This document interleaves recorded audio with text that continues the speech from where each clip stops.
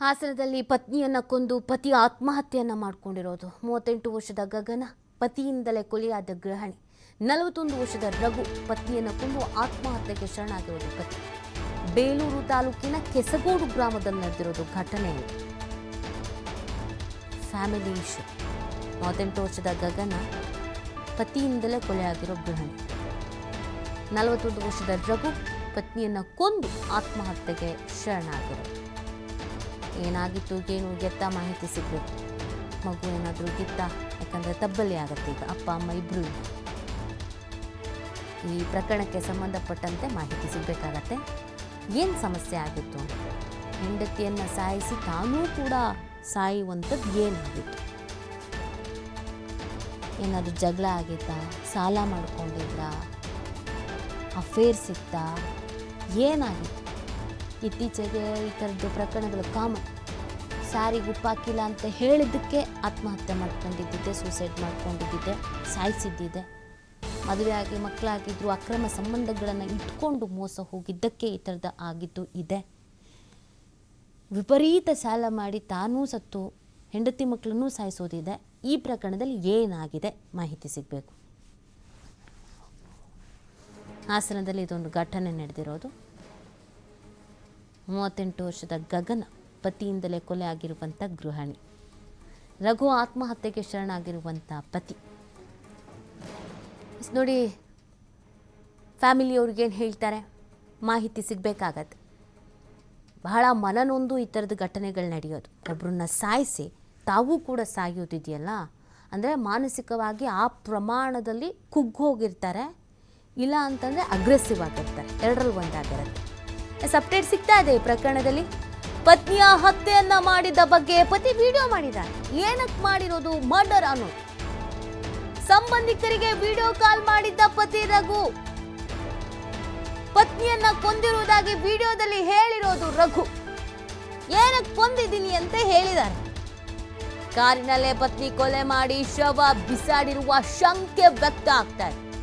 ನಂತರ ಕೆಸಗೋಡು ಗ್ರಾಮಕ್ಕೆ ಬಂದು ರಘು ಆತ್ಮಹತ್ಯೆನ ಮಾಡ್ಕೊಂಡಿರೋದು. ನೋಡಿ, ಪ್ಲಾನ್ ಮಾಡಿ ಮರ್ಡರ್ ಮಾಡಿದ. ನೇಣು ಬಿಗಿದುಕೊಂಡು ಆತ್ಮಹತ್ಯೆಗೆ ಆಮೇಲೆ ತಾವೂ ಕೂಡ ಶರಣಾಗಿರೋದು. ಯಗಚಿ ನಾಲೆಗೆ ಪತ್ನಿಯನ್ನ ಬಿಸಾಡಿರಬಹುದಾದ ಶಂಕೆ ವ್ಯಕ್ತ ಆಗ್ತಾ ಇದೆ. ಗಗನ ಮೃತದೇಹಕ್ಕಾಗಿ ಇದೀಗ ಪೊಲೀಸರು ಹುಡುಕಾಟ ನಡೆಸ್ತಾ ಇದ್ದಾರೆ. ವಿಡಿಯೋ ಕಾಲ್ ಮಾಡಿ ಹೇಳ್ಬಿಟ್ಟಿದ್ದಾರೆ ನಾನು ಹಿಂಗೆ ಮಾಡಿದ್ದೀನಿ ಅಂತ. ಬಟ್ ಮೃತದೇಹ ಸಿಗ್ತಾ ಇಲ್ಲ. ಅನುಮಾನ ಎಲ್ಲಾದ್ರೂ ಬಿಸಾಕಿರಬಹುದಾ ಅಂತ. ಈ ಕೇಳಕ್ಕೆ ಅವರು ಇಲ್ಲ, ಅವರು ಸೂಸೈಡ್ ಮಾಡ್ಕೊಬಿಟ್ಟಿದ್ದಾರೆ. ಬಟ್ ಹೇಳಿಲ್ಲ ಮೃತದೇಹ ಎಲ್ಲಿ ಹಾಕಿದ್ದೀನಿ, ಏನು ಎತ್ತ ಅಂತ.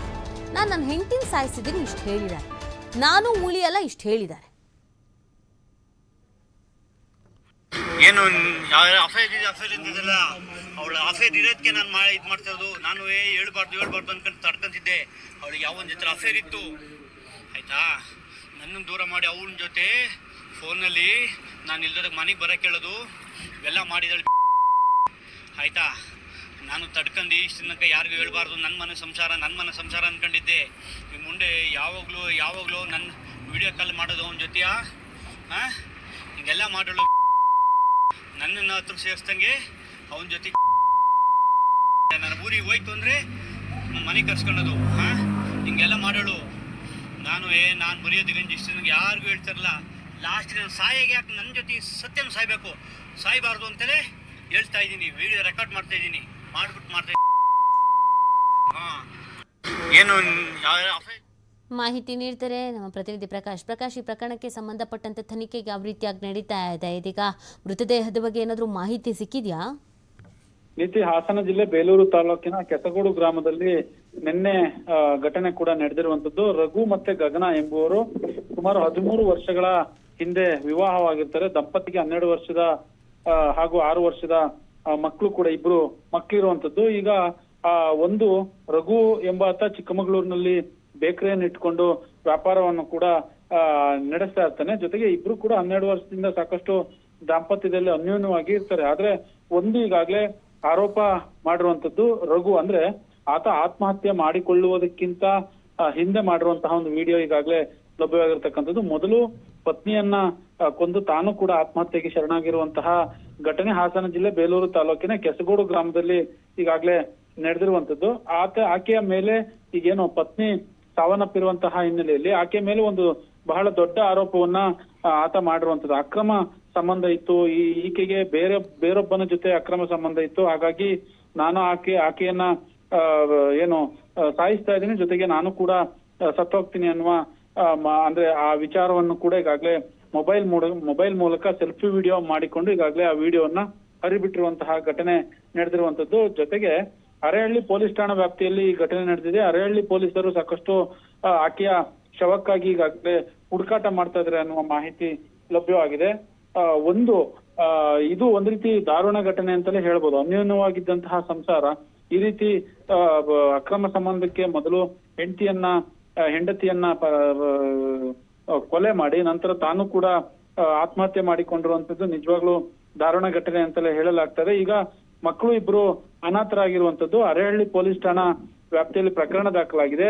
ಪೊಲೀಸರು ಈಗಾಗಲೇ ಸದ್ಯಕ್ಕೆ ಪ್ರಕರಣ ದಾಖಲು ಮಾಡಿಕೊಂಡು ಆಕೆಯ ಏನು ಗಗನ ಏನಿರ್ತಾಳೆ ಆಕೆಯ ಶವಕ್ಕಾಗಿ ಈಗಾಗಲೇ ಹುಡುಕಾಟವನ್ನು ಆರಂಭ ಮಾಡಿರುವಂತದ್ದು. ನೀತಿ. ಓಕೆ, ಥ್ಯಾಂಕ್ ಯು ಪ್ರಕಾಶ್ ತಮ್ಮ ಡೀಟೇಲ್ಸ್ಗೆ. ನನ್ನ ಹತ್ರ ಸೇರಿಸ್ದಂಗೆ ಅವನ ಜೊತೆ ನನ್ನ ಊರಿಗೆ ಹೋಯ್ತು ಅಂದ್ರೆ ಮನೆ ಕರ್ಸ್ಕೊಳ್ಳೋದು, ಹಿಂಗೆಲ್ಲ ಮಾಡೋಳು. ನಾನು ಮರೆಯೋದಿಗಂಜಿ ಇಷ್ಟು ನನಗೆ ಯಾರಿಗೂ ಹೇಳ್ತಾರಲ್ಲ, ಲಾಸ್ಟ್ ನಾನು ಸಾಯಿಗೆ ಯಾಕೆ ನನ್ನ ಜೊತೆ ಸತ್ಯನ ಸಾಯ್ಬೇಕು, ಸಾಯ್ಬಾರ್ದು ಅಂತಲೇ ಹೇಳ್ತಾ ಇದ್ದೀನಿ. ವಿಡಿಯೋ ರೆಕಾರ್ಡ್ ಮಾಡ್ತಾ ಇದ್ದೀನಿ, ಮಾಡ್ತಾ ಏನು ಅಫೇರ್ ಇದ್ದಿದ್ದಲ್ಲ, ಅವಳ ಅಫೇರ್ ಇರೋದಕ್ಕೆ ನಾನು ಮಾಡ್ತಾ ಇರೋದು. ನಾನು ಹೇಳ್ಬಾರ್ದು ಅನ್ಕೊಂಡು ತಡ್ಕೊಂತಿದ್ದೆ. ಅವಳಿಗೆ ಯಾವನ ಜೊತೆ ಅಫೇರ್ ಇತ್ತು ಆಯ್ತಾ, ನನ್ನನ್ನು ದೂರ ಮಾಡಿ ಅವನ ಜೊತೆ ಫೋನಲ್ಲಿ ನಾನು ಇಲ್ದಾಗ ಮನೆಗೆ ಬರೋಕೆ ಹೇಳೋದು ಇವೆಲ್ಲ ಮಾಡಿದಳು ಆಯ್ತಾ. ನಾನು ತಡ್ಕೊಂಡು ಇಷ್ಟು ತನಕ ಯಾರಿಗೂ ಹೇಳ್ಬಾರ್ದು, ನನ್ನ ಮನೆ ಸಂಸಾರ ಅನ್ಕೊಂಡಿದ್ದೆ. ಈ ಮುಂದೆ ಯಾವಾಗಲೂ ನನ್ನ ವಿಡಿಯೋ ಕಾಲ್ ಮಾಡೋದು ಅವನ ಜೊತೆಯಾ, ಹಿಂಗೆಲ್ಲ ಮಾಡೋಳು. ನನ್ನನ್ನು ಹತ್ರ ಸೇರಿಸ್ದಂಗೆ ಅವನ ಜೊತೆ ನನ್ನ ಊರಿಗೆ ಹೋಯ್ತು ಅಂದ್ರೆ ಮನೆ ಕರ್ಸ್ಕೊಳ್ಳೋದು, ಹಿಂಗೆಲ್ಲ ಮಾಡೋಳು. ನಾನು ಮರೆಯೋದಿಗಂಜಿ ಇಷ್ಟು ನನಗೆ ಯಾರಿಗೂ ಹೇಳ್ತಾರಲ್ಲ, ಲಾಸ್ಟ್ ನಾನು ಸಾಯಿಗೆ ಯಾಕೆ ನನ್ನ ಜೊತೆ ಸತ್ಯನ ಸಾಯ್ಬೇಕು, ಸಾಯ್ಬಾರ್ದು ಅಂತಲೇ ಹೇಳ್ತಾ ಇದ್ದೀನಿ. ವಿಡಿಯೋ ರೆಕಾರ್ಡ್ ಮಾಡ್ತಾ ಇದ್ದೀನಿ, ಮಾಡ್ತಾ ಏನು ಅಫೇರ್ ಇದ್ದಿದ್ದಲ್ಲ, ಅವಳ ಅಫೇರ್ ಇರೋದಕ್ಕೆ ನಾನು ಮಾಡ್ತಾ ಇರೋದು. ನಾನು ಹೇಳ್ಬಾರ್ದು ಅನ್ಕೊಂಡು ತಡ್ಕೊಂತಿದ್ದೆ. ಅವಳಿಗೆ ಯಾವನ ಜೊತೆ ಅಫೇರ್ ಇತ್ತು. ಎಸ್, ನೋಡಿ, ಇದು ಅಕ್ರಮ ಸಂಬಂಧಕ್ಕೆ ಪತ್ನಿಯನ್ನು ಸಾಯಿಸಿ ತಾನು ಕೂಡ ಆತ್ಮಹತ್ಯೆಯನ್ನು ಮಾಡಿಕೊಂಡಿರುವಂಥದ್ದು. ವಿಡಿಯೋ ರೆಕಾರ್ಡ್ ಕೂಡ ಮಾಡಿದ್ದಾರೆ, ಸಂಬಂಧಿಕರಿಗೆಲ್ಲ ವಿಡಿಯೋ ಕಾಲ್ ಕೂಡ ಮಾಡಿ ಹೇಳಿದ್ದಾರೆ ಅನ್ನೋದು ಗೊತ್ತಾಗ್ತಾ ಇದೆ. ನನ್ನ ವೈಫ್ಗೆ ಬೇರೆಯವ್ರ ಜೊತೆ ನಾನು ಈ ಥರ ಮಾಡಿದ್ದೀನಿ, ನನ್ನ ಜೊತೆಗೆ ಸತ್ಯನೂ ಸಾಯಬಾರ್ದು, ವಿಚಾರ ಗೊತ್ತಾಗಬೇಕು, ನಾನು ಏನಕ್ಕೆ ಸಾಯಿಸಿದ್ದೀನಿ ಅನ್ನೋದು ಗೊತ್ತಾಗಬೇಕು, ಅದಕ್ಕೆ ಹೇಳ್ತಾ ಇದ್ದೀನಿ ಅಂತ ವಿಡಿಯೋ ಮಾಡಿದ್ದಾರೆ. ಸೊ ಕೆಲವೊಮ್ಮೆ ಇಂಥ ಪ್ರಕರಣದಲ್ಲಿ ಹೌದು ಮಾನಸಿಕವಾಗಿ ಹೋಗ್ಬಿಡ್ತಾರೆ, ಅನ್ಯಾಯ ಆಗಿರುತ್ತೆ, ಮೋಸ ಆಗಿರುತ್ತೆ, ನಂಬಿಕೆ ದ್ರೋಹ ಆಗಿರುತ್ತೆ, ಇನ್ನೊಂದು ಮತ್ತೊಂದು ಎಲ್ಲವೂ ಕೂಡ. ಬಟ್ ನಂಬ್ಕೊಂಡು 2 ಮಕ್ಕಳು ಇದ್ವು, ಅವುಗಳೀಗ ತಬ್ಬಲಿ 2 ಮಕ್ಕಳು ಅನ್ನೋದು ಗೊತ್ತಾಗ್ತಾ ಇದೆ. ಈ ಕಡೆ ತಂದೆನೂ ಇಲ್ಲ, ತಾಯಿನೂ ಇಲ್ಲ. ಏನು ಮಾಡ್ತಾವೆ ಪಾಪ ಆ ಮಕ್ಕಳು ಹೇಳಿ. ಸಿಟ್ಟಿಗೆ ಕೈ ಕೊಟ್ಟಾಗ ಈ ಥರದ ಪರಿಸ್ಥಿತಿ ಆಗತ್ತೆ. ಪ್ರತ್ಯೇಕವಾಗಿರಬಹುದಿತ್ತು, ಮಕ್ಕಳ ಮುಖ ನೋಡಿಕೊಂಡು ಅನ್ನೋದೊಂದು ಇರುತ್ತೆ ಅಲ್ಲ ಪಾಪ. ಆ ಮಕ್ಕಳಿಗೇನು ತಾನೇ ಗೊತ್ತಿರುತ್ತೆ, ಎಲ್ಲಿ ಬೆಳೀತವೆ, ಹೇಗೆ ಬೆಳೀತವೆ, ದೊಡ್ಡಕ್ಕಾದ್ಮೇಲೆ ತಂದೆ ತಾಯಿ ಹೀಗಾದರು ಅನ್ನೋದು ಗೊತ್ತಾದಾಗ ಮಾನಸಿಕವಾಗಿ ಆ ಮಕ್ಕಳುಗಳಿಗೆ ಎಷ್ಟು ಕುಗ್ಗಿ ಹೋಗ್ತವೆ ಪ್ರಶ್ನೆ.